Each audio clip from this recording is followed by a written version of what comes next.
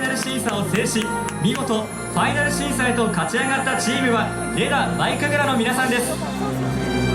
それでは表彰に移ります。セミファイナル審査1位を獲得したREDA舞神楽の皆さんには副賞として聖号マート賞が贈られます。チームの代表者はステージ中央へお進みください。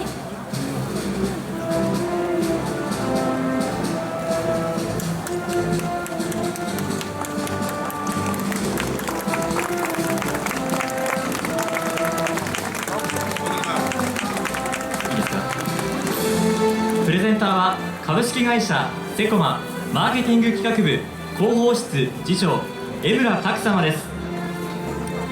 副賞はオイスタフレッシュ聖号マートでおなじみオフィシャルスポンサーセコマ様よりビタミン C1000mg ロイヤルゼリー配合のレモンウォーター1年分が贈られま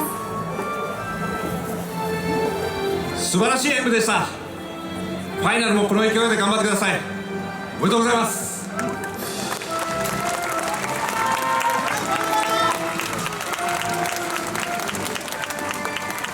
REDA舞神楽の皆さん、おめでとうございます。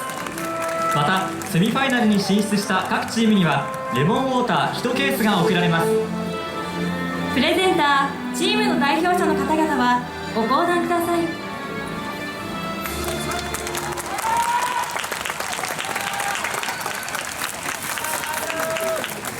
ここで海外からのゲストチームとして韓国チームムーハの皆さんに